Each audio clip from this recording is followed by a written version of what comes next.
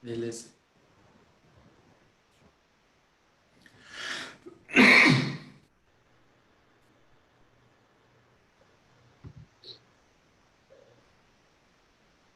Galera, vocês estão ao vivo. É com vocês.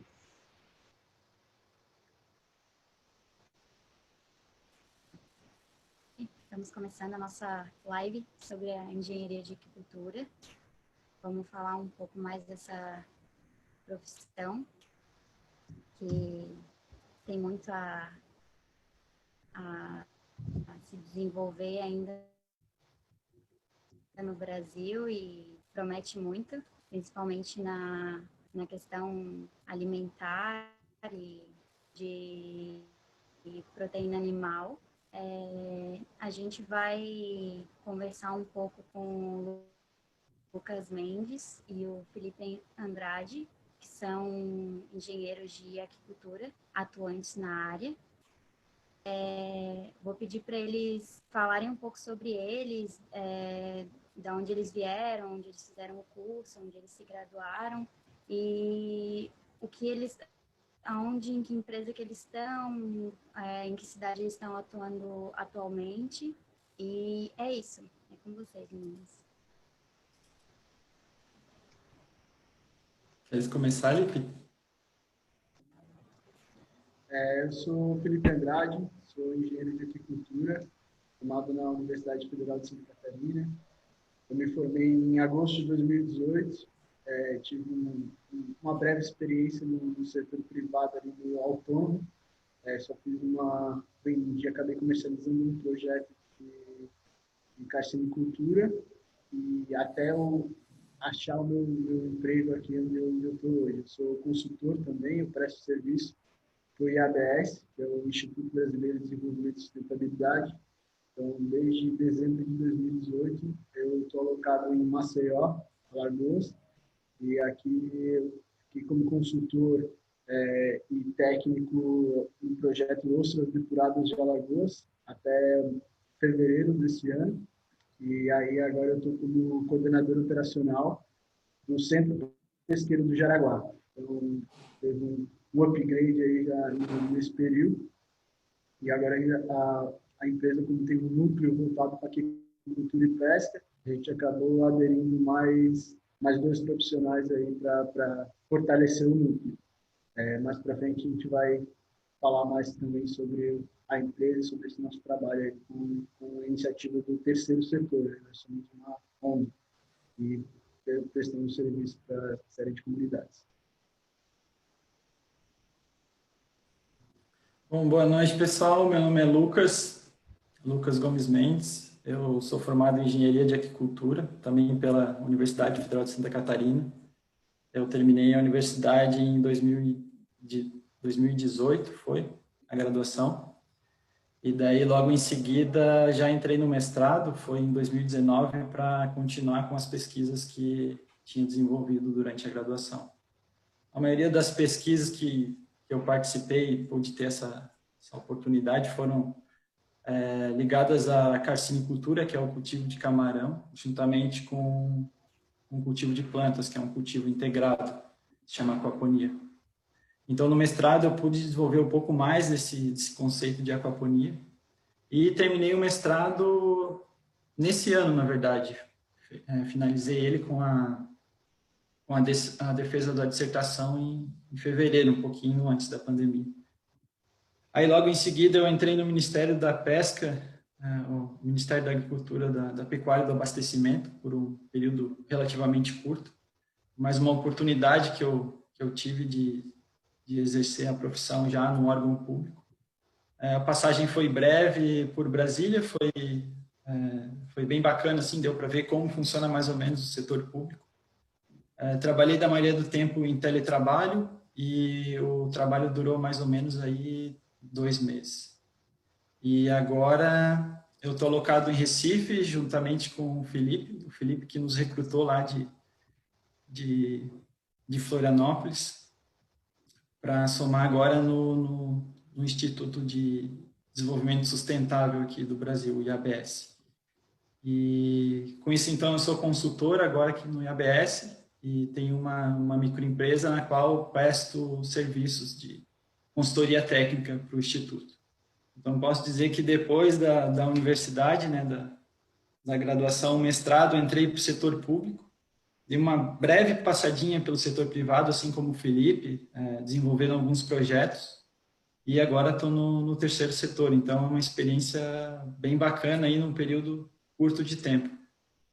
E é isso. Estou alocado agora no Recife e desenvolvendo aí trabalhos na área de aquicultura também.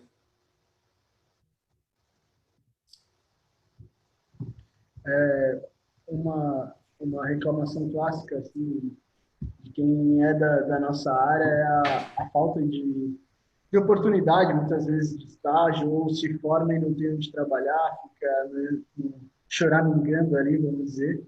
Mas eu acho que isso vem muito por conta do perfil de cada um. Claro que muitas vezes se abrem portas e a sorte bate a porta, vamos dizer assim, mas ela não passa ali batendo na sua porta, né? Tem que correr atrás e sempre outros colegas também que eu vejo inseridos, a maioria das pessoas que estão inseridas no mercado de trabalho atuando na área, elas não ficaram ali debaixo da saia, então correram atrás no período durante a própria graduação, acabaram correndo atrás de estágios, não só dentro da universidade, que são muito bons e qualificam muito, mas fora da universidade, esses estágios são eles que fazem a tua rede de contatos que mais para frente podem te oportunizar essa inserção no mercado de trabalho. Antes de vir aqui para Alagoas, eu fiz estágio no Mato Grosso e ali também acabei conhecendo algumas empresas e tudo, então eu tinha a oportunidade de ou ir para o Mato Grosso ou vir aqui para Alagoas. Então, como eu gosto mais de praia, acabei escolhendo Alagoas aí. Mas como a gente diz, é muito importante isso, essa rede de contatos que tu faz é o que vai te abrir as portas lá na frente, vai te proporcionar, muitas vezes, esse emprego, assim que saiu da graduação. Na instituição que a gente trabalha, nós, como profissionais, somos muito bem vistos, porque sabem da qualidade do ensino que a universidade tem, sabe a qualidade de ensino, a qualidade dos profissionais que delas são egressos. Então, isso fortalece muito tudo o que a gente tem, o nosso know-how, a prioridade que tu tem para se impor tecnicamente dentro dos projetos. Então, é isso que eles buscam e acabam encontrando os profissionais oriundos da Engenharia de Agricultura da Universidade Federal de Santa Catarina.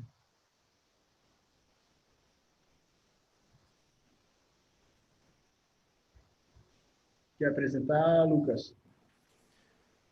Então, vamos começar aqui. Se a Marina tem algum...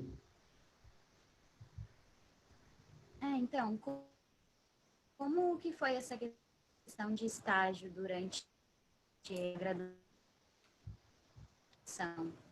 Tem bastante oportunidade de estágio? Tem visita técnica?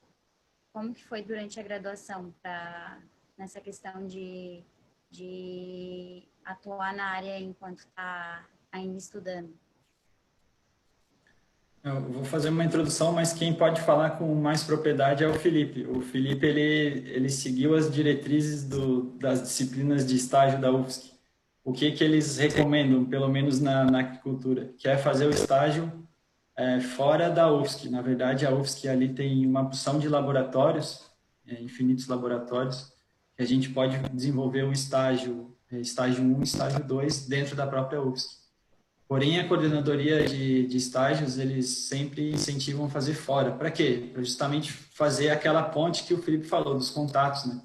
Para você mostrar que existe a UFSC e que forma recurso humano apto a estar enfrentando os problemas na iniciativa privada, pública, enfim, ou seja, forma recursos humanos. Então, eu não sou muito exemplo para falar, porque dos 2 estágios eu acabei fazendo dentro da UFSC. E então o Felipe aqui teve uma uma oportunidade, aí buscou a oportunidade, na verdade, de fazer fora e mostrou como que é um engenheiro de agricultura que está em formação na UFSC. Então, o Felipe ele pode falar com mais propriedade essa questão de estágio fora, que é bem importante, inclusive, para a formação do aluno. Eu não fui o aluno exemplar, nem o aluno tradicional ali da UFSC, da engenharia de agricultura, que normalmente quando tu entra num laboratório ali, e a gente tem muitos, então o Lucas pode me corrigir se eu estiver enganado, mas eu lembro da notícia de que a engenharia de agricultura em área, em metros quadrados, é a que tem maior área da universidade, então, de toda a Universidade de Santa Catarina. Então, a gente tem muito laboratório, peixe de água doce, piscicultura marinha, os laboratórios de moluscos. Então, tem muito espaço ali para tu estagiar dentro desses laboratórios. Mas, normalmente, quando tu entra em um, acaba sendo bolsista e vai renovando essa bolsa e fica meio que atrelado a ele até se formar, o próximo de se formar. E eu fui pingando comecei, acho que eu fiquei um ano de moluscos marinhos, depois eu fui para piscicultura marinha, passei para ornamental, piscicultura de água doce, então fui testando tudo ali. E quando sempre tive a vontade porque sabia que o Centro-Oeste era muito forte nas agrárias de modo geral, e tinha um interesse em fazer estágio nessa região, e pesquisei no Google mesmo as empresas que trabalhavam com piscicultura, reprodução de peixes, que era o que eu queria, e fui ligando, de uma em uma, fiz uma lista, fui ligando.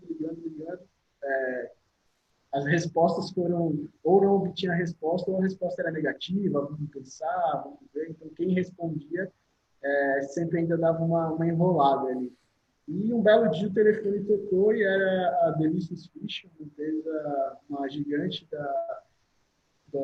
do Centro-Oeste, produtora de pescado, produz principalmente pintado e tambaqui, e me oferecendo essa vaga de estágio. Era não remunerada, eu tive lá, eu tinha o alojamento e a alimentação, então eu não gastava nada lá, mas eu não ganhava nada.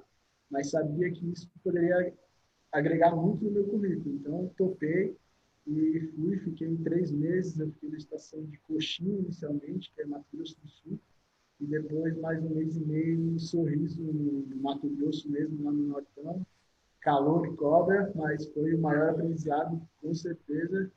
Aprendi muito ali com reprodução de peixes e tinha a oportunidade de retornar. Então, eu tive a oportunidade de mostrar o meu trabalho, mostrar minha dedicação, que eu sei, e quando retornei para finalizar a graduação, eu tinha a proposta para voltar para a empresa.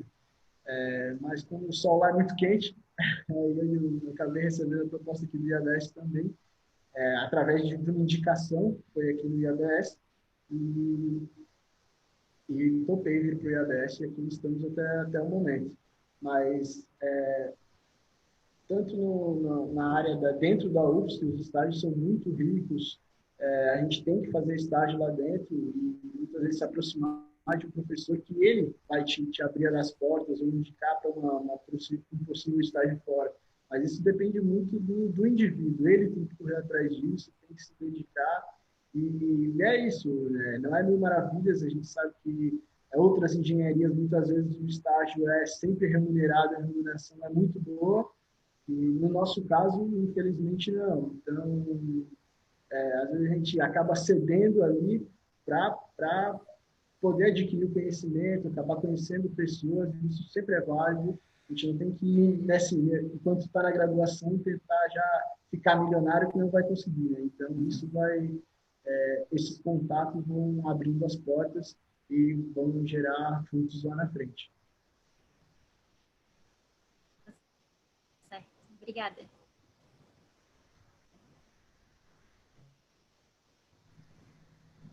Lucas, se quiseres começar com a tua apresentação para falar um pouquinho mais sobre a atuação do engenheiro agricultor.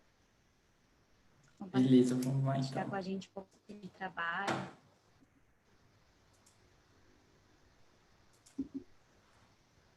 Conseguem ver a tela aí? Uhum. Então, eu vou fazer uma uma breve apresentação aqui dos tópicos que eu vou abordar aqui. Não tem como falar de aquicultura sem antes falar um pouco do mercado mundial de pescados, né? Porque, querendo ou não, a aquicultura ela contribui para esse mercado mundial. Parte do mercado mundial ele é oriundo da pesca de extração e outra parte da aquicultura. Aí depois, seguindo o fluxo, eu vou falar um pouquinho sobre os principais sistemas de produção aquícola, né? Como eles se dividem. Vou falar um pouco também sobre as atribuições dos engenheiros de aquicultura, a contribuição da aquicultura no desenvolvimento sustentável mundial, que existe uma agenda, né, da ONU, com vários itens aí que contribuem para o desenvolvimento sustentável mundial. Vou falar um pouquinho de como a aquicultura contribui para essa agenda. E, por fim, vou falar um pouquinho da experiência que eu tive durante a graduação, durante o mestrado, e alguma coisa ali na iniciativa privada também, e alguns trabalhos que eu tive a oportunidade de desenvolver dentro da UFSC mesmo, em estágios voluntários que eu fiz já como engenheiro formado, né? Então, isso foi no período de mestrado. Bom, começando então, de acordo com a FAO, né, que é um órgão mundial, que eles fazem as métricas de produção a nível de agricultura. E quando a gente fala de aquicultura, a agricultura ela está ligada, os dois caminham de mão dadas, na verdade, né? A aquicultura ela está dentro a agricultura está dentro da agricultura. E a gente pode perceber nesse gráfico aqui que no montante total do mercado, né, da produção de pescados, a pesca de extração ela contribui aí com 48% dessa fatia. E a aquicultura aí, ela contribui com 52% dessa fatia, dessa produção mundial de pescados. Ou seja, hoje a aquicultura ela representa aí a maior parte desse provimento, né, de pescados para o mercado consumidor. Então, é uma atividade bastante importante. Vamos falando um pouquinho sobre a produção mundial ainda. No ano de 2018, a gente tem um dado bastante interessante aqui, que são as grandes regiões, né, que são praticantes da aquicultura, e a gente pode ver que a Ásia aqui corresponde a quase 90% da produção mundial aquícola. Isso tem tudo a ver com a população deles e principalmente a cultura, né, do povo asiático de consumir pescado numa proporção que não se compara com nenhum outro lugar.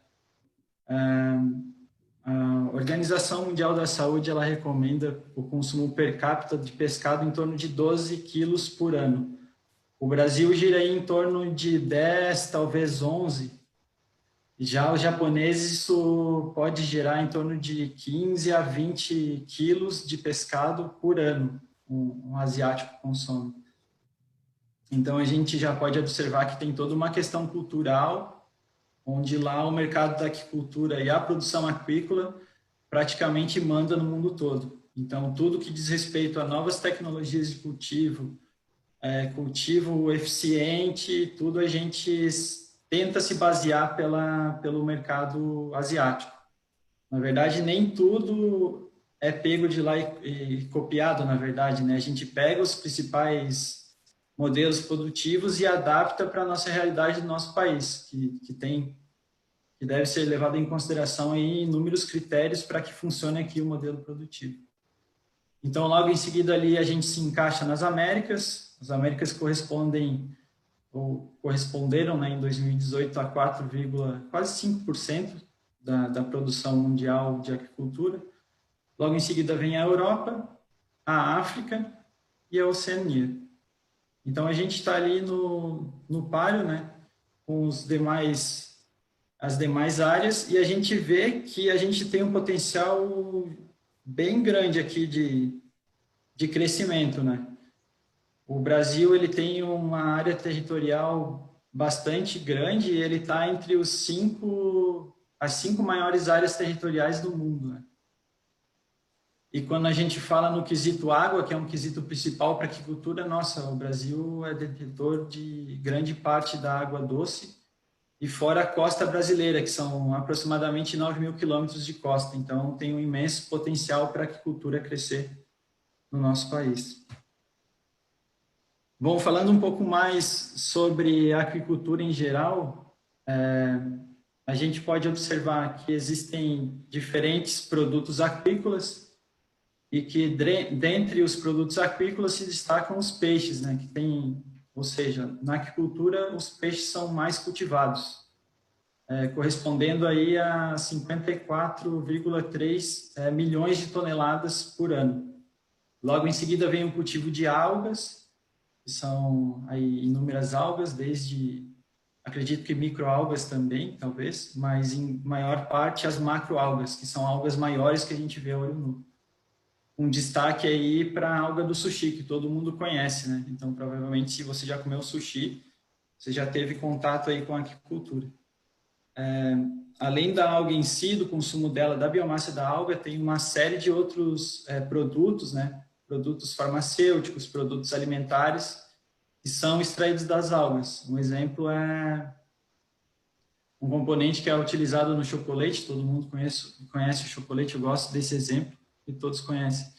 É um emulsificante, ou seja, se não tivesse alga no chocolate, o chocolate viria lá com um Nescauzinho no fundo, sedimentado, e em cima leite, né? Por causa da ação de um componente que tem na alga, ele deixa tudo bem misturado e tem aquela apresentação bacana, que a gente olha o produto e logo em seguida já compra, né?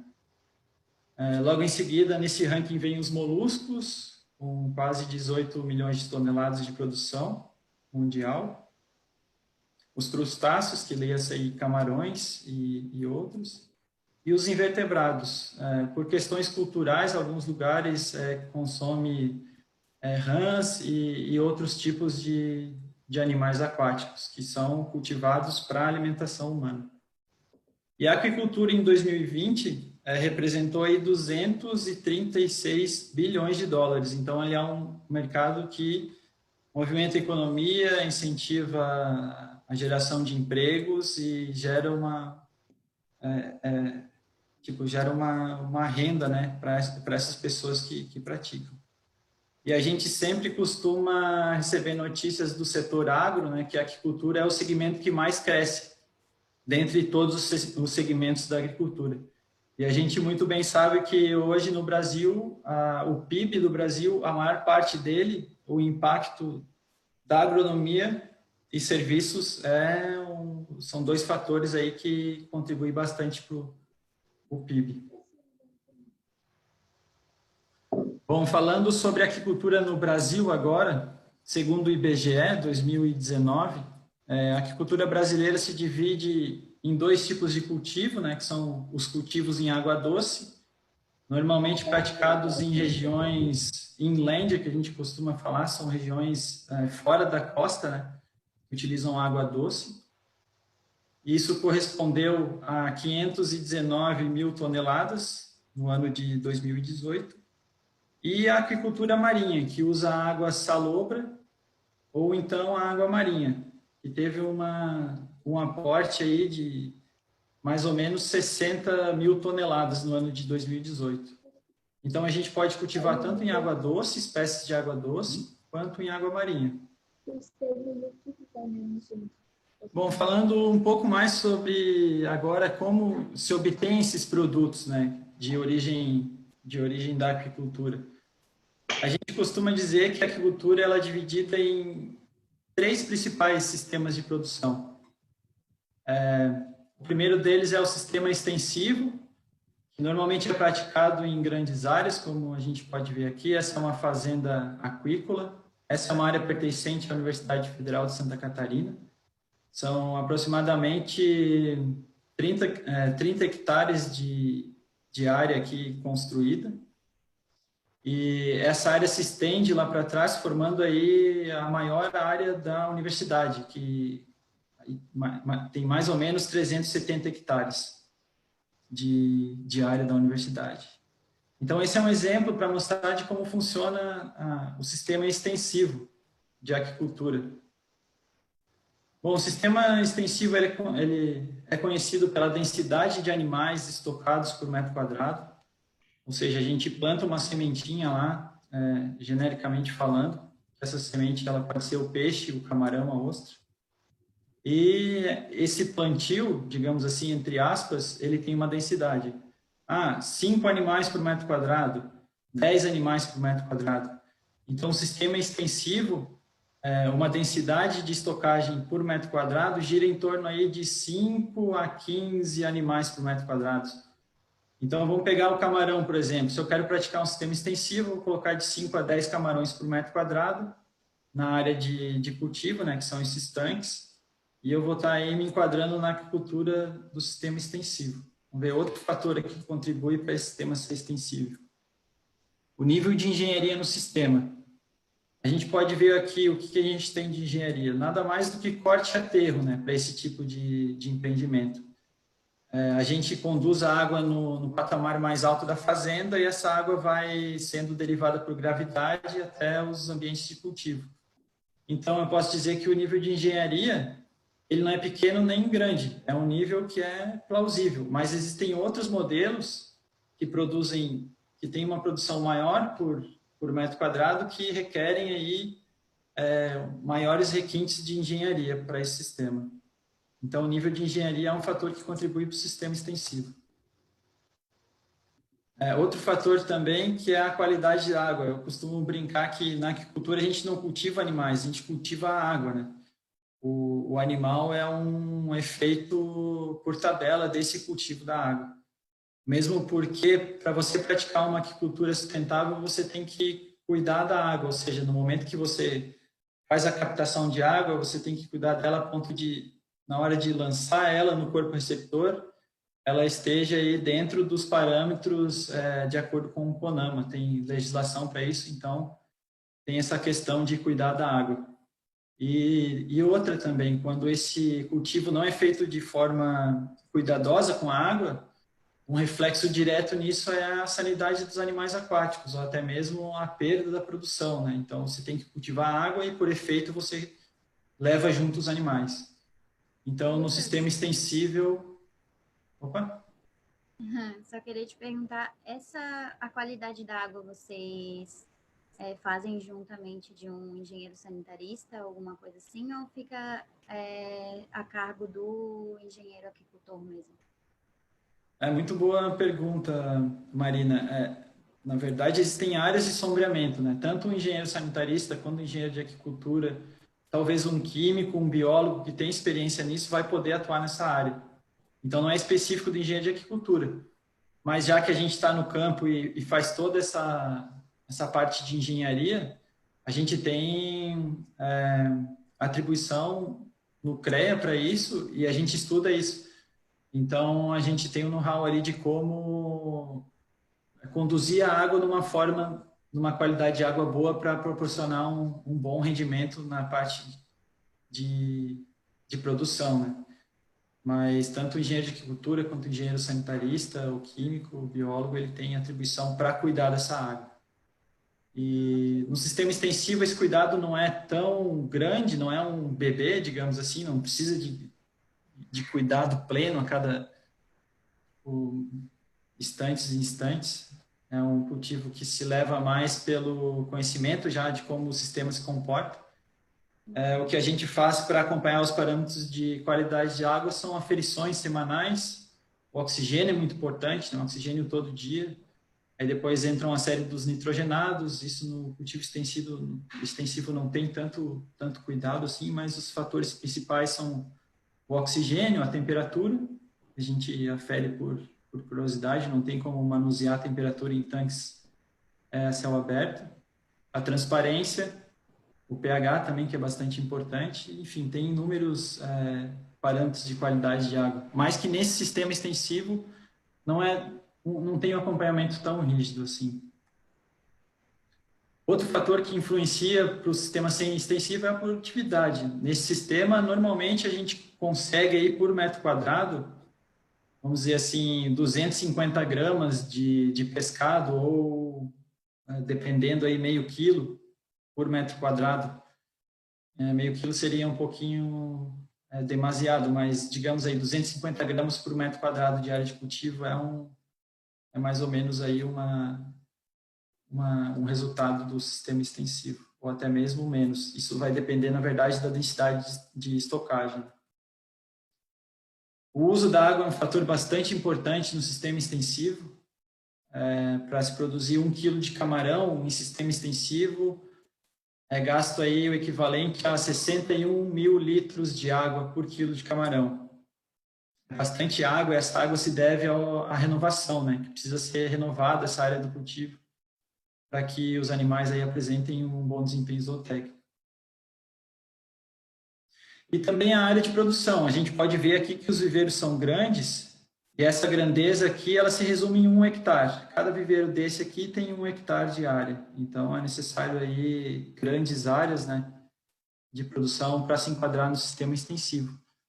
Mas não se enganem, mas o sistema extensivo é o sistema que é mais utilizado hoje a nível mundial de produção, e é um dos sistemas que são mais eficientes, digamos assim, onde as condições climáticas são boas. Exemplo aqui do Nordeste, Equador, alguns lugares da Ásia, onde o sistema extensivo o pessoal consegue fazer bom uso dos recursos naturais, sol e água, né? E outro fator muito importante, na verdade, é o custo de produção. Quanto que se gasta para produzir 1 quilo de camarão? No sistema extensivo, esse valor aí, aqui no Brasil, gira em torno de R$ 9,00. Ou seja, o custo de produção para se cultivar 1 quilo de camarão gira em torno de R$ 9,00 por quilo. Aí a gente entra em outros fatores que correspondem para esses custos, e o maior custo, na verdade, é o da ração, né? Que precisa ter uma ração balanceada específica para o camarão, que normalmente, para a aquicultura do camarão, o custo com a ração corresponde, ou pode corresponder até 70% do custo total de produção.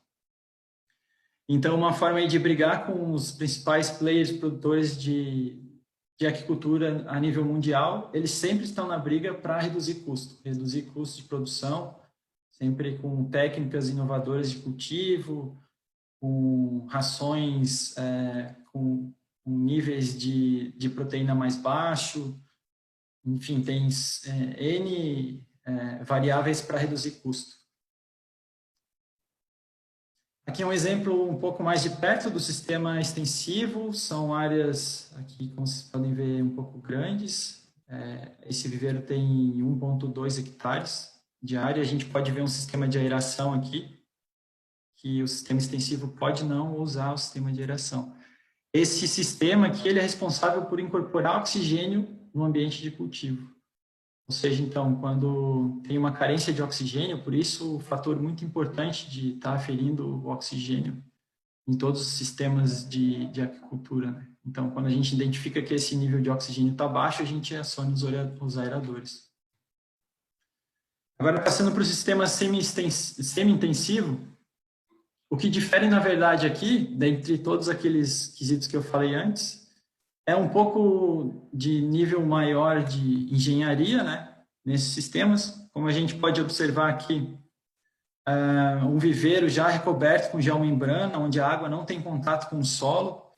Isso aumenta, na verdade, a densidade de povoamento dos camarões. Então, aqui nesse viveiro, a gente pode praticar uma densidade de 70 camarões por metro quadrado. Ou seja, quando aumenta a densidade por metro quadrado, aumenta a produção também de quilos por metro quadrado. E isso reflete no quê? Reflete lá no custo de produção, né? Porque com o maior uso de aeradores para suprir a necessidade de oxigênio desses animais, acarreta em maiores custos, mas que às vezes ele acaba pagando os custos e tendo uma margem de lucro aí, né, por praticar esse sistema.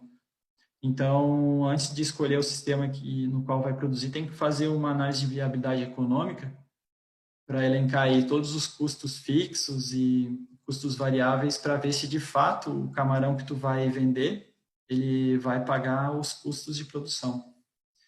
E o custo de produção nesse sistema, hoje em dia, ele está girando aí em torno de R$10 a R$15 por quilo de camarão produzido. E esse impacto vem justamente na geomembrana, né, que tem um custo aí de implantação, os insumos que são utilizados, o sistema de aeração, que requer mais aeração. Quanto maior a densidade de camarões por metro quadrado, mais o input de ar você precisa para suprir as necessidades fisiológicas dos animais. Aí, por último, tem o sistema superintensivo. Esse aqui é o mais high-tech de todos, é o que necessita mais engenharia, pessoal qualificado. Esse aqui é criança pequena, você tem que ficar em cima dele direto, monitorando a série de nitrogenados, né, que é amônia, nitrato e nitrito. A gente monitora isso numa certa frequência semanal. Oxigênio a cada 2 vezes por dia. Aqui você consegue ter um parâmetro melhor de temperatura. A gente pode observar aqui que tem uns arcos treliçados, né, não mostra muito bem na foto, mas aqui tem uma estufa, e a estufa ela ajuda a colocar na água 5 graus de diferença. Ou seja, a água no ambiente de cultivo tem 5 graus a mais do que a água fora do ambiente da estufa. Então, esse é um quesito bastante importante na produção de organismos aquáticos, a temperatura, né? Temperaturas aí em torno de 28 a 30 graus, dependendo da espécie, no caso aqui o camarão, são muito boas. A gente pode ver de diferença aqui, então, o sistema de aeração, que a gente usa aqui uma mangueira difusora de ar, conectado com um sistema de injeção de ar à pressão, chamado blower, né, um soprador. E a demanda de oxigênio nesse sistema é muito alta devido à densidade de estocagem, que aqui a gente pode colocar digamos assim, de 200 a 400, 500 camarões por metro quadrado. Nesse sistema aqui. Porém, no sistema superintensivo, super high-tech, pode colocar aí até 600 camarões por metro quadrado. Esses camarões, eles entram bem pequenos, digamos aí, com 100 camarões. Se tu juntar os 100 camarões, dá 1 grama, para ter uma relação assim de tamanho. E eles saem com um peso unitário de 12 gramas. E esse período é uma conta simples, que é 100 dias, é uma média bem exata, assim, então, de um camarão bem pequeno, que a gente não consegue ver quase a olho nu.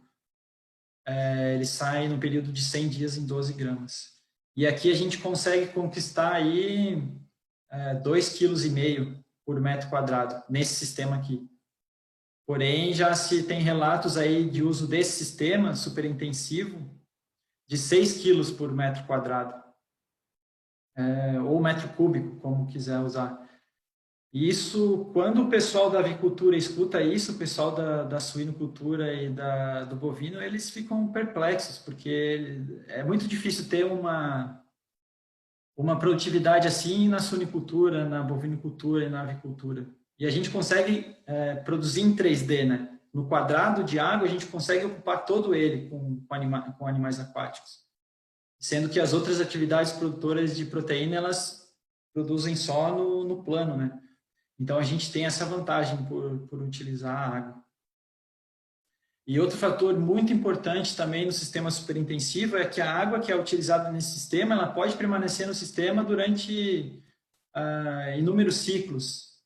Digamos assim, a gente tem experiência de utilizar a mesma água por 2, 3 ciclos.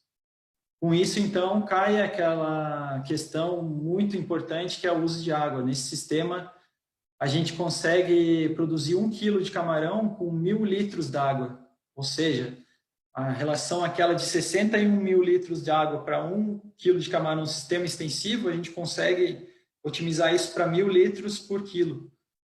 E esse é um sistema que ele pode ser muito sustentável em áreas onde o recurso hídrico, a água, é bastante escasso. Então, a aquicultura ela tem essa questão bem high-tech aí, ela joga tanto em áreas onde tem um maior recurso hídrico, quanto em áreas onde esse recurso hídrico é escasso. Vocês podem ficar à vontade, tá, para interromper, se caso surja alguma dúvida, algum questionamento. Eu vou falar um pouco agora sobre as atribuições do engenheiro de aquicultura, segundo o CREA. Tem uma resolução específica, assim como tem para todas as áreas que o CREA acolhe, né, da engenharia. E a maior parte daqui das atribuições eu falei alguma coisa nos slides passados, vou falar um pouquinho mais à frente. e com certeza aí o Felipe vai abordar alguma coisa aqui também das atribuições. Então, a primeira atribuição, segundo o CREA, seria a construção para fins aquícolas. Mostrei ali as imagens de viveiros escavados, ali acontece muito corte e aterro, né, como o pessoal da engenharia já está bem familiarizado.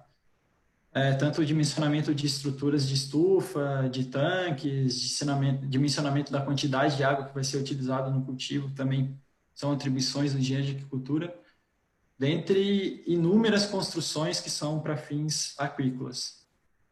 E essas construções se dividem em construções civis. A gente tem atribuição para construir, desde que seja em área civil, até um pavimento, sem ter concreto armado. Também tem um pouquinho de atribuição para mexer com a parte elétrica. A potência é pequena, mas a gente tem uma noção assim, bem bacana. Mas não é a nossa atribuição em si, projetos de engenharia. Outra atribuição é irrigação e drenagem para fins de aquicultura. A gente precisa dimensionar qual que vai ser a tomada de água para suprir a demanda de água de uma fazenda, como eu mostrei no exemplo. Então, a gente precisa dimensionar o canal de abastecimento, o sistema de bombeamento, que vai captar a água de um lugar X e vai levar para o lugar mais alto. Tem toda essa questão de nível. Enfim, o pessoal da engenharia está bem familiarizado e a gente tem atribuição para dimensionar todo esse questionamento. Lucas, vou te interromper um minutinho. A gente à vontade. Uma pergunta do pessoal que está assistindo a live, do Gabriel. Ele pergunta, para melhoria de qualidade de água, pode-se utilizar probióticos como para peixes? Boa pergunta, Gabriel. A aquicultura sustentável hoje em dia e uma forma de otimizar a produção, né, de melhorar a produção por metro quadrado, passa de mão dada aí com o uso de probióticos. O uso de probióticos e sais orgânicos tem uma gama de produtos extras aí que acabam aumentando a produtividade. E sim, a resposta para a pergunta é sim, inclusive é bastante utilizado e tem para cada tipo de animal tem um probiótico que vai funcionar de acordo com a demanda do sistema de cultivo. Muitos probióticos agem na decomposição da matéria orgânica, que é um quesito assim que acaba às vezes atrapalhando a qualidade de água e consequentemente o desenvolvimento dos animais. E tem também os probióticos que agem, tanto probiótico como prebiótico, que vão agir no sistema de cultivo e que garantem melhores resultados de qualidade de água e, consequentemente, de produção. Então, é bastante importante o uso de probióticos, prebióticos e afins na aquicultura. Obrigada, Lucas. De nada. Vamos lá, continuando, então. Análise e manejo de qualidade de água e de solos nas unidades de cultivo em ambiente aquícola. Eu já falei um pouquinho disso, né? Até botei em negrito aqui, porque isso é essencial para a aquicultura. Para a gente conseguir bons resultados, você precisa estar sempre de olho na qualidade de água. Como eu falei, a gente cultiva a água e, por consequência, vem os animais aquáticos, né? E isso é uma atribuição, segundo o CREA, para a gente assinar RT ou ser responsável ou estar trabalhando nessa área. Quinta atribuição, cultivo de espécies aquícolas integrado à agropecuária. Hoje em dia tem um segmento da agricultura que ele caminha de mãos dadas com outros setores. E a gente pode citar aqui o policultivo, o cultivo multitrófico, do que nada mais do que tu usar mais de uma espécie no mesmo ambiente de cultivo. Isso faz com que o uso dos catabólitos que são gerados no sistema, né, eles acabam servindo de alimento para uma outra espécie. E com isso acaba gerando aí uma fonte de renda extra, além de otimizar a área de cultivos, consegue produzir mais por metro quadrado. E também ligado à agropecuária. Tem bastante cultivos aí que utilizam o cultivo de peixe com marrecas, por exemplo. Ou seja, eles ficam se ajudando, ficam numa simbiose aí nesse sistema produtivo. Melhoramento genético de espécies aquícolas. Eu botei em negrito porque isso é um gargalo da aquicultura e a otimização de produção na aquicultura ela tem que passar pelo melhoramento genético. Eu costumo falar que a gente tem que aprender muito com a avicultura, tem que aprender muito com o frango, porque são anos-luz de melhoramento genético. Não digo à frente da aquicultura, mas eles já desenvolveram um plano de que, nossa, a avicultura é um exemplo muito efetivo de melhoramento genético. Eu acredito que a aquicultura, se caminhar próximo dos passos aí da avicultura, pode otimizar ainda mais a produção aquícola, tanto a nível brasileiro quanto a nível mundial. Desenvolvimento e aplicações de tecnologias do pescado cultivado. Aqui botei em negrito também, porque é bastante importante. Ou seja, o engenheiro de aquicultura ele tem que estar sempre ligado no que está acontecendo a nível mundial, principalmente no que acontece na China. O YouTube traz muito isso, às vezes, vídeos em inglês, vídeos em português. Eu acho que as lives também estão contribuindo bastante com isso. No período de quarentena, a gente tem visto muita coisa bacana em lives de aquicultura. O fluxo de informação na quarentena tem sido algo assim que eu tenho visto que está gerando muito fluxo, todo mundo trocando informação, e que com isso, às vezes, a gente tem sempre estar ligado para sempre estar pegando aí tecnologias de áreas afins e trazendo para a aquicultura, sempre com a tentativa de otimizar a produção e seguir nesse fluxo sustentável de produção de alimentos. Oitava atribuição, diagnóstico de afinidades de espécies aquícolas. O engenheiro de aquicultura ele recebe o fundamento teórico na universidade, né, para estar desenvolvendo essa questão. A gente tem disciplinas de patologia 1 e 2, tem fisiologia de animais aquáticos, enfim, tem uma série de cadeiras que a gente leva aquela carga de ensinamento para desenvolver depois em campo esses quesitos. E o próprio CREA mesmo, ele reconhece, né? O CREA ele faz uma análise da grade curricular do teu curso e dá aí, então, as atribuições. Então, o CREA reconhece isso, que o diagnóstico é nossa área também, e é uma área que está junto com o pessoal da veterinária. O pessoal da veterinária também tem essa atribuição.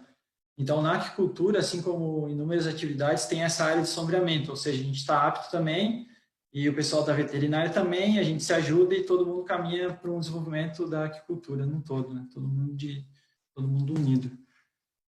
Processo de reutilização da água para fins de aquicultura. De novo, em negrito aqui, porque é uma área que é muito promissora a nível de aquicultura, e a gente tem um professor muito querido na UFSC, se chama Vinateia, e ele sempre fala que sistema de recirculação de aquicultura e sistemas de bioflocos são o futuro da aquicultura.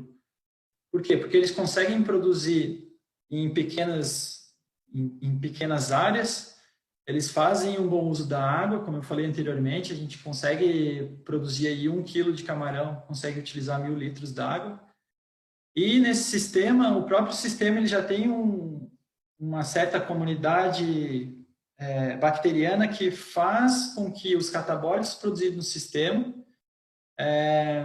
são transformados em biomassa bacteriana, e esses animais aquáticos conseguem comer, se alimentar dessa biomassa bacteriana. Então, é um contexto muito futurístico, assim, e que, com o advento aí das tecnologias de inovação, acho que a tendência é reutilizar cada vez mais a mesma água.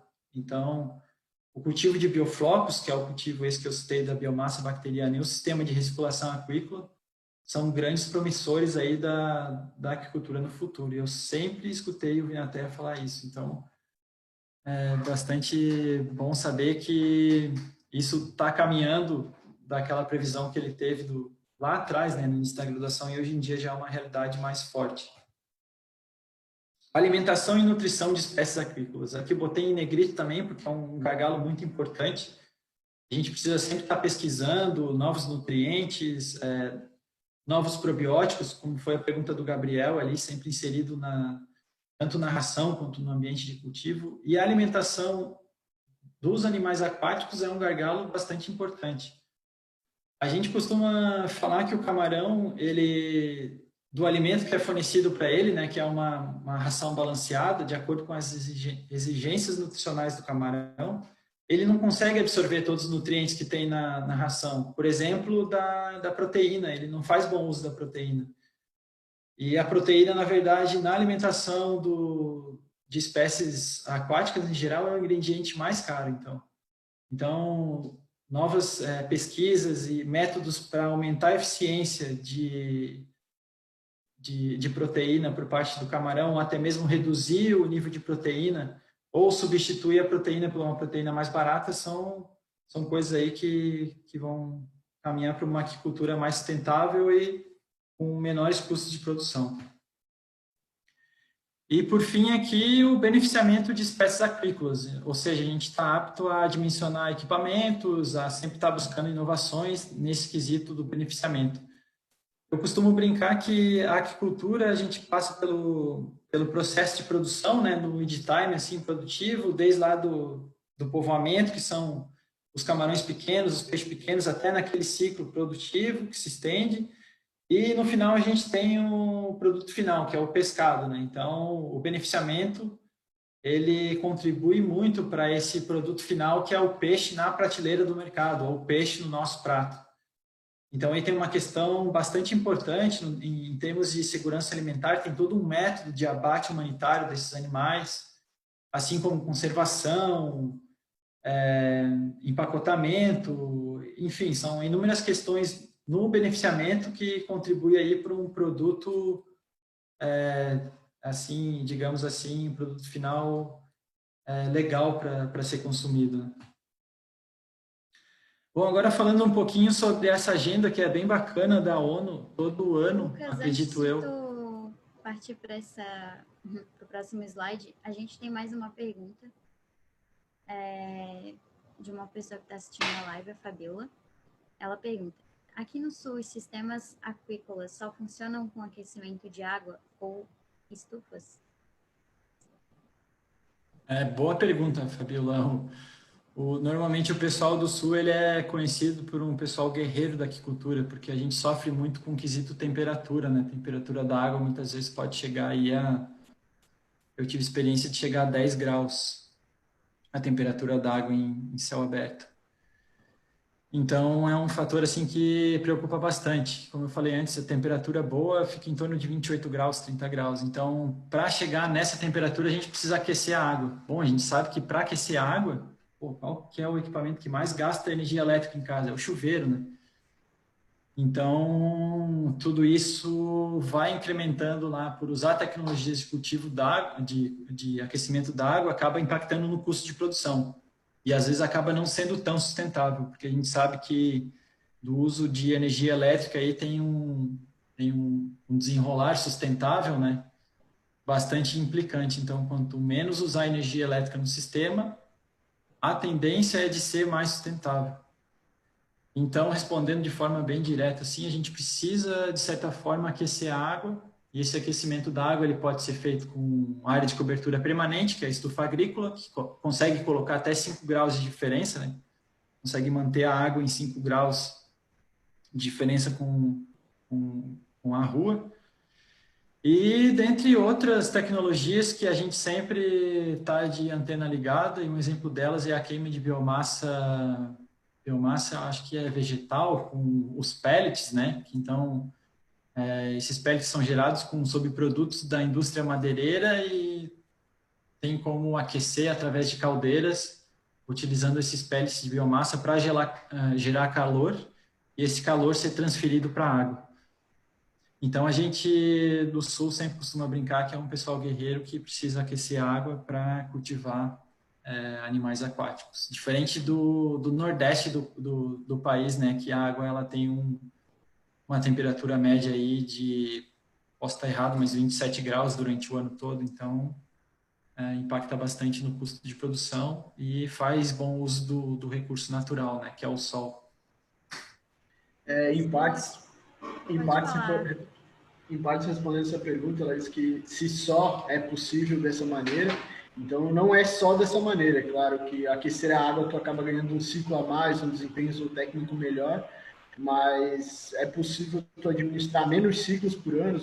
Normalmente são 2 ciclos por ano, depende de qual organismo você está cultivando. Estou falando do camarão, mas ele vai ter um crescimento retardado ali no momento do frio. Então, ou ele vai parar de crescer, normalmente diminui o metabolismo, então ele para de crescer ou diminui o seu crescimento.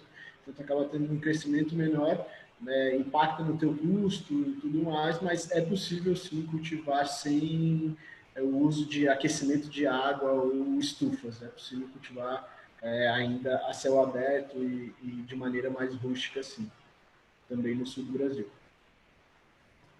O que a gente tenta fazer no sul do Brasil é aproveitar aquela janela de calorzinho, né? A gente costuma começar o cultivo a preparar a água no mês de setembro. Aí setembro, outubro, a gente sempre costuma brincar que outubro é um mês chorão. Entra uma frente fria, derruba a água para 12 graus, numa distância de temperatura, num range de temperatura muito grande. Ou seja, a água está a 20, 22 e cai para 10, cai para 12. Então, a gente não costuma iniciar em outubro, pelo menos para a área, para o extremo sul. E se a gente começar em outubro, digamos assim, a gente vai até final de abril, por aí, com temperatura boa. Então, naquela conta lá de 100 dias de cultivo para um ciclo, a gente consegue fechar 2 ciclos, ou até mesmo, às vezes, 3 ciclos. Do modo escalonado, a gente tem fazenda aí que consegue fazer 5 ciclos nesse período, como é o exemplo da fazenda Quality lá do Leandro, Quality Camarões. Ele tem todo um fluxo lá que ele consegue fazer, otimizar mais o tempo, né? Então são 2 ciclos na região sul e aqui no Nordeste o pessoal consegue fazer 3 ciclos por ano, né? Que é um pouco mais, consegue produzir durante todo o ano. E é isso, o pessoal Lucas, consegue produzir mais. Falaste sobre as atribuições do engenheiro de aquicultura, né? Tu sabe a diferença das atribuições entre o engenheiro de aquicultura e o engenheiro de pesca dentro do CREA? Olha, uma ótima pergunta. Isso foi até debate em sala de aula, em alguma cadeira da graduação, da professora Kátia, eu lembro muito bem. E tem muita área de sombreamento. A gente estuda para produzir, os dois lados conseguem fazer isso, conseguem ter essas atribuições, mas eu não saberia dizer exatamente quais que são as atribuições da pesca e da aquicultura, assim, comparando, né? Mas eu posso dizer que a pesca, como bem o Lipe falou no início da live, eles estão voltados mais para a extração, porém isso tem mudado bastante. Pelo menos o que eu tenho visto de mudança de grade curricular, né, que o curso vem fazendo da engenharia de pesca, eles estão voltando mais para o lado da produção. Mas se bem que ainda eles têm toda essa parte de estudos de gasto energético, por exemplo, de um barco para captar recurso, que é o chamado CTPUE, se eu não me engano, que é o quanto de combustível eles gastam para captar, para pescar X quantidade de quilos de peixe. Então, eles têm toda essa parte mais voltada para a construção de apetrechos também, né? Inúmeros tipos de rede, inúmeras malhas, modelos de produção. E eu sou um pouco leigo para falar sobre isso. Tudo que eu sei foi com conversa de engenheiros de pesca, assim. Mas tem atribuições diferentes, como a gente tem, mas tem atribuições iguais, como são as áreas de sombreamento, né? Não sei se eu respondi muito bem a pergunta da moça, mas praticamente é isso. De cabeça eu também não saberia dizer quais são as diferenças entre as atribuições, mas aqui no Instituto tinha como mentor um engenheiro de pesca formado na Rural de Pernambuco, e o trabalho deles pelo menos nas conversas, assim, o levantamento deles, os principais nas cadeiras que eles têm relacionada à dinâmica de correntes e da pesca em si, da ida para o mar, do retorno, de perigos, de batimetria, tudo isso que talvez a gente não tenha na aquicultura, mas o curso dele, ele saiu com o título e já está acontecendo isso aqui, eu percebi em algumas engenharias de pescas, ele sai com o título de engenheiro de pesca e aquicultura, porque eles têm algumas cadeiras de aquicultura e acabam conseguindo essa atribuição ali. Então, é uma parte do sombreamento, mas a nossa especialidade ali é a aquicultura, é o beneficiamento, tudo isso que o Lucas acabou levantando. Eles não têm muito da parte de cultivo de moluscos, tudo isso geralmente é mais fraco se comparado à engenharia de aquicultura, a nossa principalmente, a da USP. Bom, continuando então, tinha falado antes que essa é a Agenda de Desenvolvimento Sustentável, que é feita pela ONU. Acredito que todo ano eles mudam esses objetivos. E aqui a gente pode linkar qual que é a responsabilidade da aquicultura, né, em âmbito do desenvolvimento social, de acordo com essa agenda aqui. A gente tem o número 1 ali, erradicação da pobreza. Acho que a aquicultura contribui bastante para isso, tanto no cultivo de moluscos, que tem bons exemplos aqui no Brasil, tanto no cultivo de peixes, como exemplo dos programas de fomento à aquicultura na África, né, em regiões onde são bem carentes. E não muito longe do Brasil, aqui também a gente tem bastante região de pobreza, onde a aquicultura acaba impactando positivamente na geração de empregos, geração de renda, enfim, toda uma cadeia produtiva que levanta um pouco esses índices aí de desenvolvimento sustentável. Depois tem a questão da fome zero e a agricultura sustentável. Bom, a aquicultura caminha junto da agricultura. Eu falei bastante coisa sobre o cultivo sustentável, né? Aí, então, contribui com essa parte da agenda também.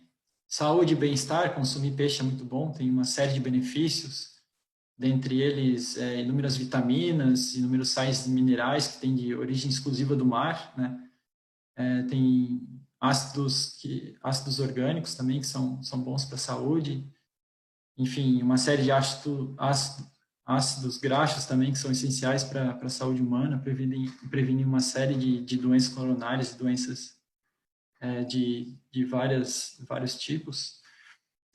Igualdade de gênero também produz. Eu tenho um exemplo bastante bacana aqui, que é uma região perto aqui de Recife, que se chama Itapsuma, que tem uma comunidade de aquicultura, né, mais na parte de extração de moluscos, onde 65% das mulheres são aí ativistas são trabalhadoras disso. Eu fico muito feliz de saber que o percentual feminino é maior, né, bem diferente do que a gente tem observado. Acho que deveria ser igual. Então, a aquicultura ela acaba contribuindo com isso também. Tem lugar tanto para mulheres quanto para homens na aquicultura. Água potável e saneamento, eu acho que não se enquadra tanto, mas tem a ver, né, com a água. Trabalho, eu vou chegar um pouquinho mais perto. Trabalho, gente, crescimento econômico. Então, o crescimento econômico tem a ver, como eu mostrei ali nos dados da aquicultura, que é uma atividade que injeta bastante dinheiro aí na economia mundial. O que mais que tem aqui? Cidades número 11 ali, né? Cidades e comunidades sustentáveis. A aquicultura também pode caminhar junto com isso. Um exemplo é a aquaponia urbana, que é um método de produzir plantas e peixes do quintal de casa. Isso acaba gerando nessa parte das cidades sustentáveis, né? Desse quesito sustentável que está bastante em moda hoje e tem que ser bastante estudado, bastante praticado, que isso é muito bom para o meio ambiente e para a gente. Consumo de produção responsável, leia-se aí economia circular, né, que está bastante na moda e tem muito a ver com a aquicultura, é muito praticado na aquicultura também. O que mais que tem aqui? Vida na água, a gente tem que cuidar muito bem da água que a gente usa, né, para liberar ela de acordo com os parâmetros do CONAMA, para que não hajam aí instabilidades no ambiente de tomada de água.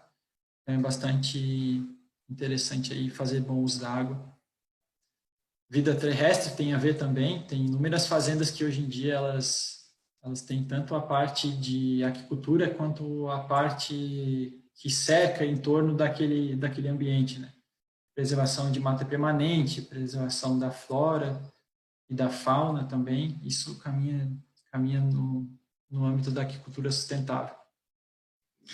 E é isso, praticamente é isso aí na agenda sustentável.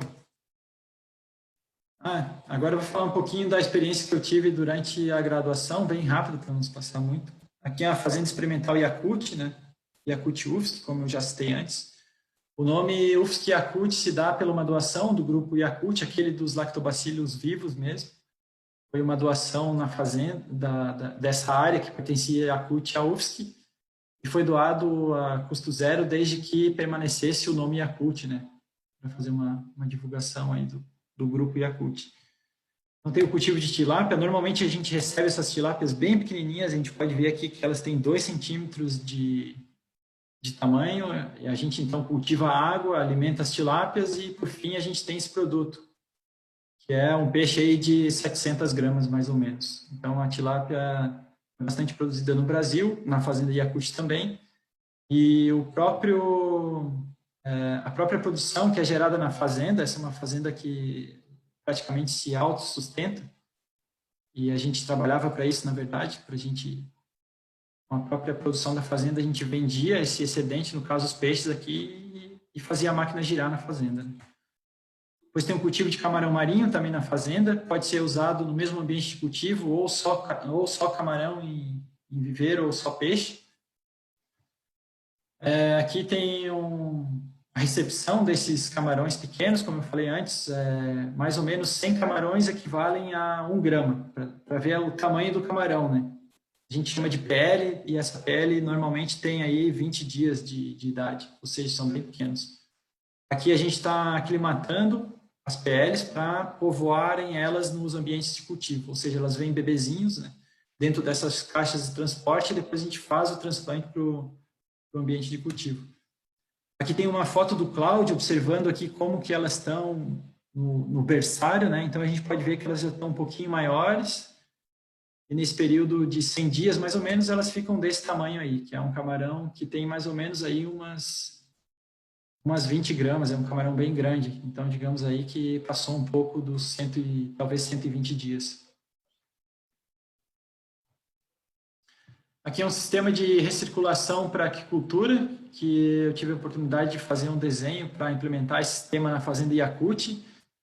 É um sistema que, grosseiramente falando, a gente utiliza a mesma água por várias vezes e essa água ela recircula no sistema numa taxa de 300%, digamos assim. Ou seja, a gente tem um volume X de água, esse volume de X é forçado a passar por várias estruturas. Vocês conseguem enxergar o cursor do mouse aqui? Sim? Então, aqui a gente tem 2 ambientes de cultivo, né? Mais 4 aqui do lado, que eles estão conectados e utilizam a mesma água. Então, no primeiro estágio, essa água é forçada a passar por um sistema de sedimentação. A gente capta aqui as partículas grandes, né? Como se fosse uma peneira gigante, assim, grosseiramente falando. E depois de passar pela essa peneira gigante, ela passa por um outro tipo de sedimentação, uma sedimentação um pouco mais demorada, onde a gravidade vai exercer uma força nessas pequenas partículas e vão separar aí sedimentos, o composto sólido da água, né? A água decanta e o sólido sedimenta. Então a água sai por cima, uma água mais limpa, depois ela cai num outro sistema para remover excesso de gordura e de proteína, e por gravidade ela cai numa região onde ela é impulsionada aí por um sistema de bombeamento para o sistema de reservatório. Esse sistema de reservatório está na cota maior do sistema de recirculação e depois essa água é conduzida para as unidades de cultivo por gravidade. Então o fluxo seria esse, né, de água. Ela sempre vai recirculando. Por isso, sistema de recirculação de aquicultura. Esse foi um projeto que eu fiz para conseguir essa parte de licenciamento ambiental, né, junto ao CONAMA, no estado, em Joinville, e tem que fazer toda essa parte técnica, assim. Então, eu já tinha formado, já tinha o CREA, isso ajudou bastante ter um engenheiro formado lá na universidade, na fazenda, e voluntário, né, tudo ainda voluntário. Fiz de graça, sem cobrar nada, mas recebi muito conhecimento em troca disso, muito conhecimento mesmo. Essa era a área que a gente pegou para fazer aí as obras, né? E todo mundo ajudou. Aqui está o professor Andreata, o líder da Fazenda Yakut. Aqui está o Thiago Zaqueu, aqui está o pessoal de apoio da Fazenda, todo mundo trabalhando junto. O Thiago contribuiu bastante lá para a construção do sistema e todo mundo ajudou muito. Eu contribuí aí com a parte do desenho e com a parte aí de trocar ideia para saber como que seria esse sistema. aí depois um pouquinho mais bonito, né, com o piso já colocado, com as estruturas para receber os tanques, aí depois já com os tanques colocados, o sistema em si, como ele está hoje, foi uma experiência bastante bacana. Usar aquilo que a gente aprendeu na graduação, né, lá sentadinho na cadeira, e botar a prática ali, foi bastante bacana. A gente teve que dimensionar tudo, todas as tubulações, o sistema de bombeamento, quanto de água precisa passar em cada sistema para ser feito o papel de cada sistema, né? Retenção de sólidos, retenção de proteínas e gorduras, enfim, todos os estágios que tem um sistema de recirculação para aquicultura. Sistema para aquaponia para água salgada, isso foi uma experiência bastante bacana também, que eu tive durante a graduação. Aqui a gente tem um tanque de 800 litros, uma bancada hidropônica com plantas, um sistema de sedimentação e é um sistema de recirculação, onde a água dos camarões passa pelo sistema de decantação e depois passa pelas plantas aqui. Eu falei que antes da proteína que é dada, né, da ração que é dada para os camarões, eles não conseguem fazer uso total desses nutrientes que tem na ração. Então, aí, digamos assim, 70%, 50% dos nutrientes acabam ficando dispersos nesse ambiente de cultivo, na água, mas esses nutrientes acabam sendo benéficos para outras cultivares, exemplos de plantas halófitas, que são plantas aí que toleram salinidade. Então, era o cultivo de camarão em água salgada com o cultivo de salicórnia, que é uma planta que é bastante utilizada, inclusive na Europa, como tempero e como ingrediente para uma série de produtos aí. Aqui é um exemplo da unidade experimental, né? Aqui nós temos a salicórnia, já num tamanho bastante bacana. Aqui a Isabela Pinheiro, que é hoje doutoranda do programa de pós-graduação de aquicultura da UFSC, que foi ela que dimensionou todo esse sistema, e a gente ajudou a montar. Aqui está o Matheus Moreira, que também é graduando do curso de engenharia de aquicultura da UFSC, e lá onde a gente desenvolveu bastante pesquisa nesse quesito aí de aquaponia, né, que é uma coisa bem bacana aí que vem crescendo bastante, a aquaponia de água salgada. Depois eu fiz um pequeno experimento com o espinafre, salino e o camarão marinho. Aqui a gente tem a mesma unidade que a Isabela dimensionou, o sistema que ela propôs, porém com um cultivar diferente, que é o espinafre da Nova Zelândia, que dá para ver aqui. Esse espinafre ele suportou até 18 PSU de salinidade, lembrando que a salinidade da água marinha é 32 PSU, então ele aguentou bem, foi possível produzir. E depois aqui tem o resultado final, né, que é o camarão fritinho e o espinafre aí salino. Ele tinha um gosto bastante bom, era como se estivesse comendo já um espinafre que já estava temperado com água salgada. Muito bom. Eu fiz aqui. Depois teve uma outra oportunidade que foi dimensionar um sistema de aquaponia em escala comercial. Aqui está a planta salicórnia, né, que a Isabela utilizou nos trabalhos de mestrado e doutorado dela, e aqui um ambiente de cultivo um pouco maior, um tanque de 50 mil litros com cultivo de camarão. E esse projeto, na verdade, ele foi para ver se a gente conseguia produzir em escala comercial. Leia-se em escala comercial essas áreas de bancadas aqui, que todas têm mais ou menos 40 metros de área de cultivo. E o principal objetivo desse sistema, na verdade, era testar se era possível cultivar essas plantas em ambiente numa escala maior para começar a ter um produto final para incentivar aí a produção de outros produtos que utilizam essa planta. Então, a gente sempre costuma brincar que depois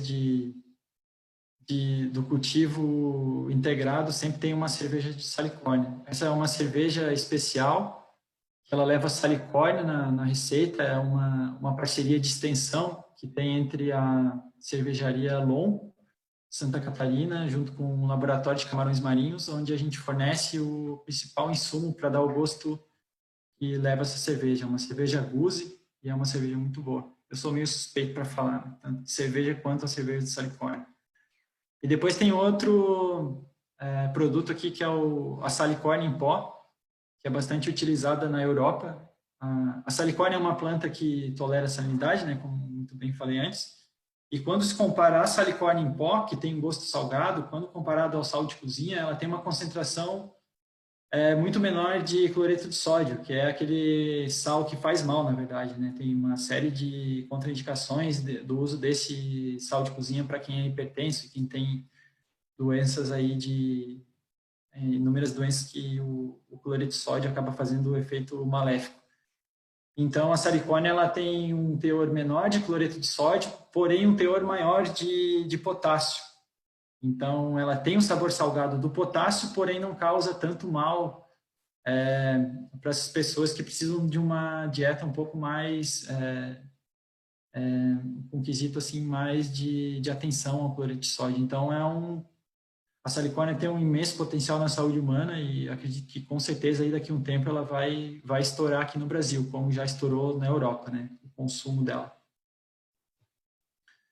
Sistema de tratamento de efluentes também a gente teve uma oportunidade de fazer, de aplicar o que a gente tinha aprendido em aulas aí na graduação para dimensionar um sistema de tratamento de efluentes.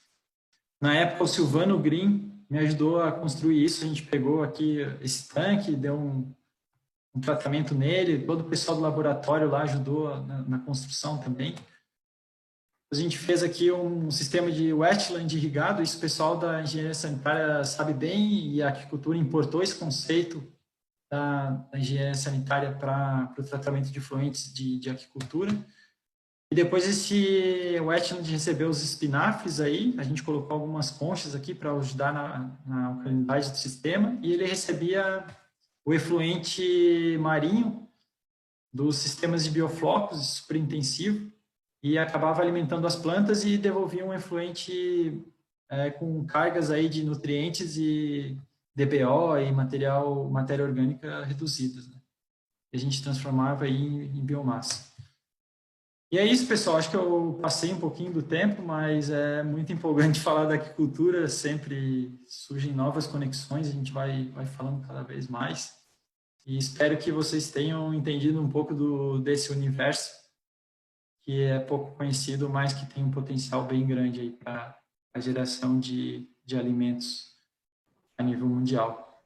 Bom, espero ter contribuído aí com vocês e fico à disposição aí, caso surjam dúvidas. Muito obrigado. Obrigada, Lucas, pela tua apresentação. Foi bem esclarecedor. Deu para ver que a agricultura tem bastante ramo de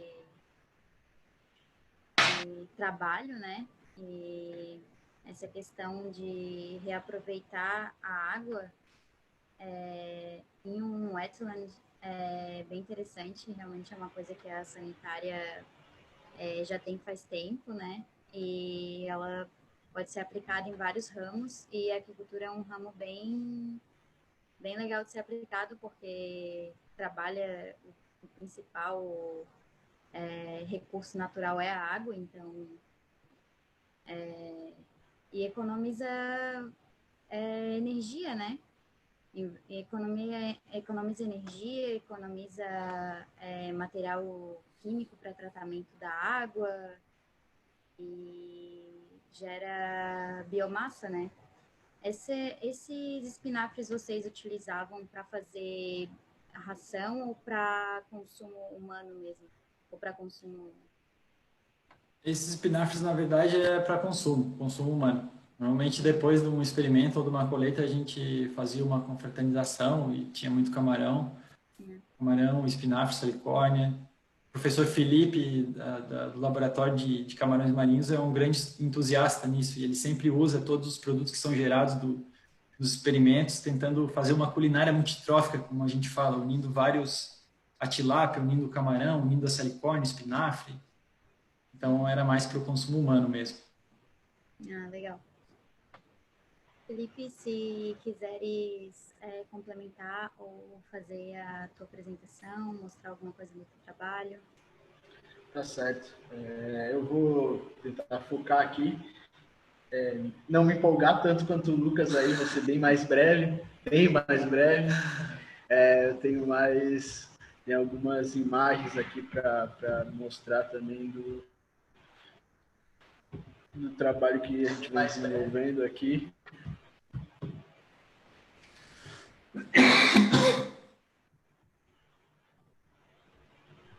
Vocês já estão vendo a minha tela aí?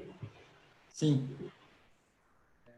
Falar do papel do engenheiro de agricultura no terceiro setor, eu introduzi um pouco o IABS, que é o Instituto Brasileiro de Desenvolvimento e Sustentabilidade, que é onde hoje estamos lotados, eu e o Lucas. Aí o Lucas chegou para compor a equipe há pouquíssimo tempo. Então, o IABS tem cerca de 16 anos, completa 17 esse ano, é uma MOCIP, né, uma organização da sociedade civil de interesse público. Então, ela é dentro das ONGs, ela é uma OCIP, tem foco na redução das desigualdades, promover redes de aliança, desenvolvimento local, protagonismo e participação e defesa do patrimônio natural, entre o fortalecimento também das comunidades tradicionais e o desenvolvimento sustentável dessas comunidades. Então, dentro do foco do IABS. O IABS tem esses principais núcleos, que são os núcleos temáticos. A gente também realiza muitas pesquisas e desenvolve tecnologia. Nós estamos lotados aí dentro do núcleo de aquicultura e pesca sustentáveis, mas a gente tem o meio ambiente, tem o turismo sustentável, desenvolvimento rural, energia inclusiva. Então, temos esses núcleos também voltados para a agricultura, desenvolvimento agrícola, também sustentável no semiárido, no cerrado, por todo o Brasil, a iniciativa do IABS vem atuando. Aqui tem os apontamentos dos principais projetos que estão em execução no momento, dentro do IABS. O IABS também faz parte da rede LPF, que é Integração Lavoura, Pecuária e Floresta. Ele faz junto a gerência dessa rede, participando ativamente, dentre as inúmeras parcerias aí que tem dentro de cada projeto da sua peculiaridade.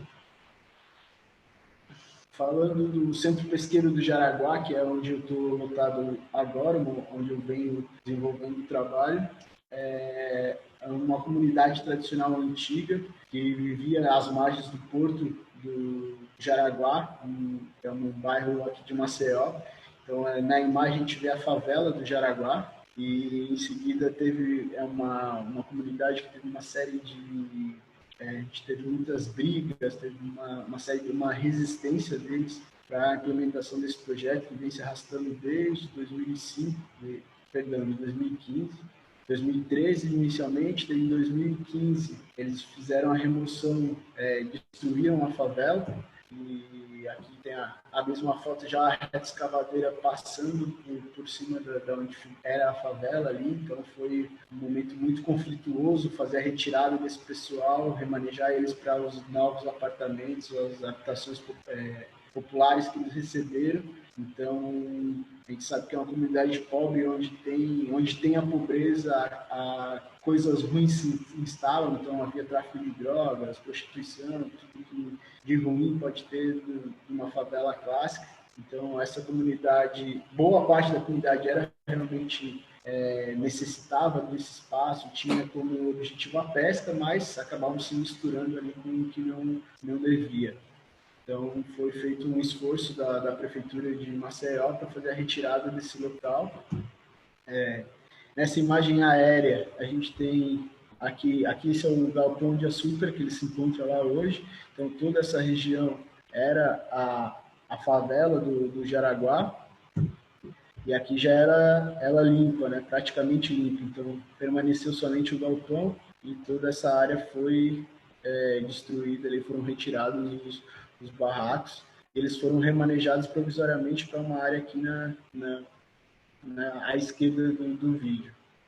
Então, eles ficaram nesses locais provisórios que serviam como depósito para eles colocarem seus apetrechos de pesca, acabarem beneficiando o pescado, mas era um local improvisado. Ele é conhecido como a balança de peixe do Jaraguá. Então, tinham condições inadequadas de higiene e tudo mais. E agora, nessa área onde eles foi destruída, onde ficava a favela, é onde se encontra o centro pesqueiro. Então, isso é o centro pesqueiro hoje, as instalações do centro pesqueiro do Jaraguá. E a gente tem o mercado do peixe, o administrativo, local de secagem, as áreas de beneficiamento de pescado, os estaleiros, as oficinas, aqui o local de depósito dos materiais dos petrechos de pesca. E aqui os barcos fundeados aqui logo em frente, né? Então eles chegam, desembarcam o pescado, beneficiam, armazenam e comercializam todo o seu pescado nesse espaço hoje. Mas essa transição foi muito trabalhosa aí para fazer essa movimentação de tirar eles da série de resistências, problemas sociais e N conflitos com a comunidade. Então, a gente faz uma série de reuniões segmentadas para fazer esse convencimento da população, dos beneficiários dessa remoção, discutir com eles também de forma participativa essa mudança. Aqui faz parte de uma das visitas que eles fizeram ao equipamento, o equipamento já praticamente pronto. Ele é um equipamento público, né? Então ele foi feito um chamamento público e a ABS concorreu no edital e acabou sendo o escolhido para fazer a gestão do centro. Então a gente faz essa cogestão com a Prefeitura de Maceió.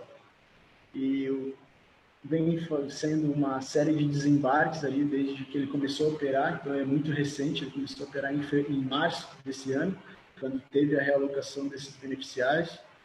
Ao todo são 182 beneficiários diretos e mais uma quantidade considerável aí, eu não sei dizer com certeza, mas muitos indiretos que são marisqueiras ou pessoas que trabalham para esses beneficiários. Então a gente tem aí uma circulação muito grande de pessoas e de pescado, de pessoas que beneficiam principalmente marisqueiras, que é como são chamadas as mulheres que fazem esse beneficiamento do pescado. O forte da pesca aqui, a gente pode ver os peixes vermelhos, mas o forte da pesca aqui é o camarão, que é a pesca de arrasto de camarão. Aqui a gente tem as imagens das marisqueiras, o pessoal fazendo a recepção do camarão aqui, já fazendo beneficiamento também. Essas são as salas, uma das salas de beneficiamento. Conseguimos observar as marisqueiras e o esforço que a gente faz para que eles usem máscara agora nessa época da pandemia. Então, tem uma resistência muito grande por parte desses beneficiários. Muitos estão do nosso lado, mas outros ainda nos veem com certa resistência, eles têm não nos veem com bons olhos, mas porque houve essa mudança. Então, também teve muita gente que, por estar naquele lugar privilegiado, antigamente na balança, tinha um local ali de privilégio, porque se portava ou estava próximo à avenida, ou tinha um espaço maior, ele acabava sendo privilegiado. E hoje, com o centro pesqueiro, todo mundo está no mesmo bolo ali, né? Então acabou deixando todo mundo igual e nivelando isso. E acabou que muitas pessoas perderam a sua vantagem frente aos outros. E isso acaba gerando conflito, né, para quem perde, mas, de forma geral, foi um ganho para toda a comunidade. Aqui também a gente tem mais uma foto do beneficiamento, as mulheres beneficiando o pescado dentro das salas. Esse é um outro projeto que a gente tem aqui, é o Maceió Mais Inclusiva, através de modelos de economia circular, que o Lucas até mencionou ali, que é uma das ODS. Então, a gente trabalha também aqui com economia circular, com o sururu, que é um molusco bivalve. Ele é um mitilídeo, como o mexilhão é aí em Santa Catarina, só que um pouco menor. E ele é muito explorado aqui, principalmente ele é de forma extrativista, muito, muito explorado. Então, esse projeto, ele já beneficiou, a gente usa, a ideia é reutilizar a concha do sururu, inserir ela em outra cadeia produtiva, então uma coisa que era descarte acabava gerando um gasto muito grande para a prefeitura em recolher esse lixo, acaba entrando numa outra cadeia produtiva e gerando renda para essas famílias. Então, a gente teve uma série de capacitações, inúmeros parte do que é o projeto, mais de 1.600 famílias capacitadas. Os bairros que são impactados ali são considerados as comunidades mais pobres uma das mais pobres do Brasil, que a gente tem as comunidades ali, a favela do Sururu de Capote. Então, e temos mais de 600 toneladas de sururu comercializados anualmente ali nessa região. Então, o projeto ainda está em andamento, a gente tem um cultivo experimental do sururu ali, onde envolve a parte da aquicultura, tanto no beneficiamento quanto no cultivo. Essas são as primeiras fotos do cultivo inicial, do projeto piloto. Aqui a gente já está com a segunda etapa do projeto, no cultivo direto, que já é um cultivo mais tecnificado e que deu melhores resultados. Essa aqui é como a comunidade beneficia lá o sururu. A comunidade, eles, até crianças também trabalhando, aqui elas estão fazendo o que eles chamam de despinicar, que é a retirada do bicho, que é para preparar antes do cozimento. Aqui a gente, parte da equipe também fazendo o trabalho social ali com a comunidade. E essa aqui é como acontece o beneficiamento lá. Então, aqui ela está retirando o bicho ali, fazendo a despinicagem. Eles colocam para cozinhar em latas de tinta. Assim, quando a lata é nova, ela vai com tinta e tudo ali, sem problema algum, segundo eles. E colocam para cozinhar. O que é interessante é que eles usam... aqui é um espaço bem pequeno para colocar a madeira, né, que é o combustível. Eles conseguem conduzir esse fogo através de um aparato que eles colocam dentro dessa lata. Com pouca energia, ali, com pouca madeira, eles conseguem que o fogo vá direto na lata e acabe aquecendo a lata e fazendo o cozimento do sururu, que depois é peneirado, e aqui a gente tem um sururu pronto para ser comercializado da forma como eles realizam até agora ali na Lagoa Mungaú, que é onde fica a maior extração desse sururu. Um outro projeto voltado para a agricultura aqui é ostras depuradas de Alagoas. A gente tem uma depuradora, como a Marina mencionou antes ali, a preocupação em fornecer alimentos de qualidade e segurança alimentar. Então, todo mundo conhece a história de alguém que já comeu uma ostra e passou mal, ou tem medo de comer ostra porque passa mal, porque eu tenho um amigo, um conhecido que ficou doente ou teve algum problema intestinal. Então, essa depuração é o que garante a sanidade desses moluscos. Então, a gente sempre é voltado para... E a VES trabalha dessa maneira, então voltado para a segurança alimentar. A gente faz a coleta das ostras nas comunidades, da assistência técnica, era isso que eu fiquei fazendo durante esse ano, da assistência técnica para os produtores, e garante a compra, porque a gente realiza a coleta das ostras nas comunidades, leva até a estação de beneficiamento, a depuradora. Aqui a gente ainda está na parte das visitas técnicas. Leva essas outras até a depuradora, que é a estação de beneficiamento de moluscos, e realiza a comercialização. Então, o produtor tem que se preocupar em produzir. A gente dá a assistência técnica, dá o apoio, garante a compra e faz a comercialização ali para o cliente final dessas ostras. Aqui são experimentos que a gente realizou com sementes de ostras nos estuários, nas 5 diferentes comunidades que a gente trabalha aqui em Alagoas, que são as 5 comunidades produtoras de ostra. Durante a assistência técnica, a gente acaba tendo uma proximidade aí com os produtores. 65% são produtoras, então tem mais mulheres trabalhando na ostricultura do que homens atualmente aqui no estado. Eu acho que isso se repete tanto no estado de Pernambuco, talvez não em Santa Catarina, mas aqui é muito mais comum as mulheres trabalharem com a maricultura, com a ostricultura, do que os homens. E a gente também bota a mão na massa e auxilia ali os produtores quando tem mutirão, quando é para adiantar alguma coisa. Então, para mostrar que a gente está aí para ajudar. Ainda aqui no manejo de sementes, que a gente trouxe essas sementes de Santa Catarina, apenas Santa Catarina tem um laboratório produtor de sementes. Na verdade, tem 3 laboratórios no Brasil. 2 ficam em Santa Catarina, um dentro da universidade. O outro é a Blue Water Aquaculture, que um colega nosso, Nicolas, também trabalha nela, que é a única privada.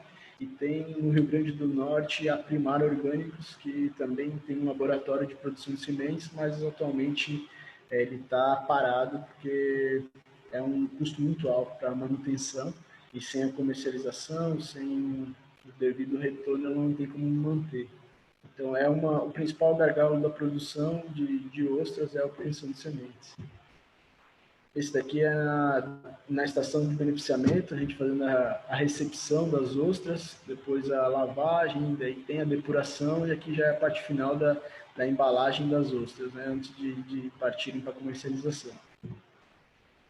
Esse é o nosso sistema de depuração, parte dele.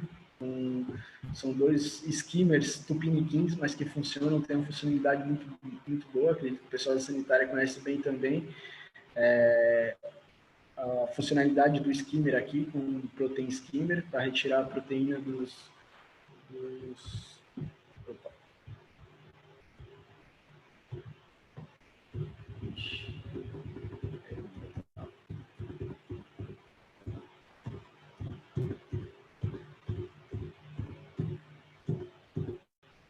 Para fazer essa retirada de sólidos do sistema. Então, a gente também tem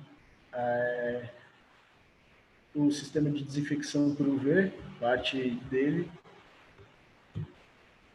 A depuração, então aqui a gente pode notar bem como as ostras em depuração, nos tanques de depuração e como fica o tanque de depuração após a depuração. Então, depois que o sólido sedimenta, tudo isso estava dentro da ostra. Tá certo que boa parte é orgânico, mas muitos micro-organismos estão aqui, então é o que podem trazer o malefício para a saúde humana. Então, esse resíduo fica depositado, ele é descartado e as ostras estão livres dele.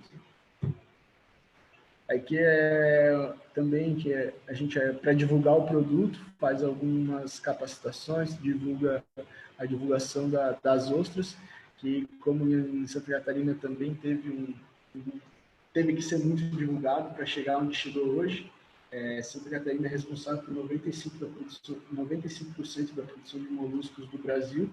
Então, tudo que é de exemplo vem de lá, de Santa Catarina, e o Brasil está correndo atrás disso. Então, tem que também incentivar o consumo desses moluscos para que o cultivo seja viável economicamente.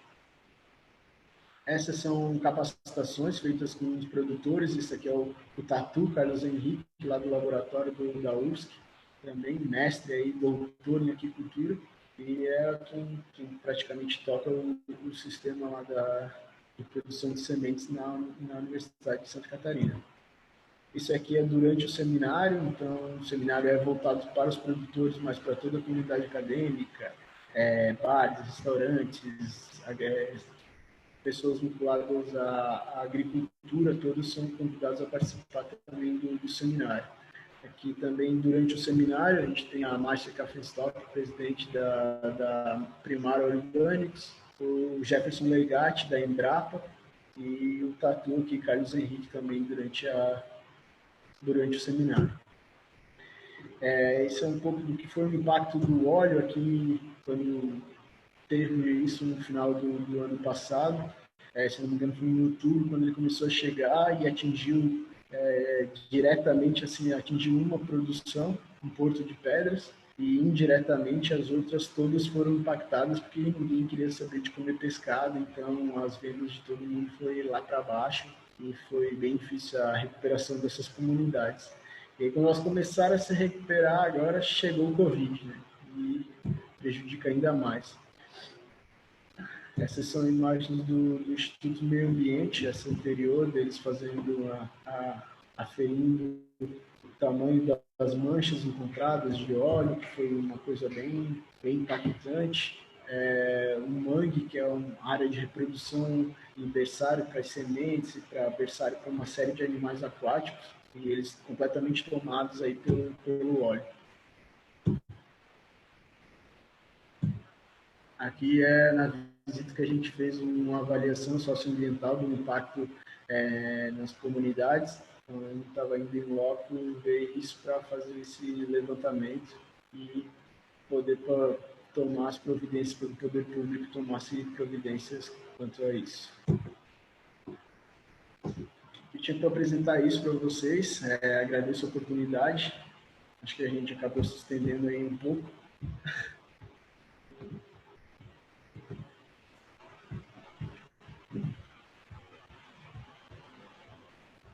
Então, acho que era isso mesmo. Eu não me apresentei, eu acho, no início da live. Eu sou Marina, sou coordenadora regional do CREA Júnior de Florianópolis. E essa foi a live sobre engenharia de aquicultura. Espero que todo mundo tenha gostado. E se tiver mais alguma dúvida, pode deixar nos comentários. Depois eu passo para os engenheiros e a gente responde lá para vocês no canal. Obrigado. Beleza, obrigado. E gostaria de agradecer também a oportunidade de estar hoje aqui conversando um pouquinho com vocês. E mandar um abraço também para a Carolina e o Rodrigo lá do CREA Júnior de Santa Catarina, de Florianópolis, lá que teve um contato bacana lá enquanto estava na graduação. Segui a oportunidade de fazer parte dessa família aí bacana que é o CREA Júnior. Obrigado aí pelo convite. Obrigado por fazer a gente mostrar aí a nossa profissão que está... a gente sempre ouve que a promessa que a engenharia de cultura é uma profissão do futuro. Eu vejo que cada vez mais o futuro está mais próximo. É só a gente investir e cair para dentro que a oportunidade tem, é só acreditar. Então é isso, gente. Muito obrigada e boa noite para todo mundo. Boa noite.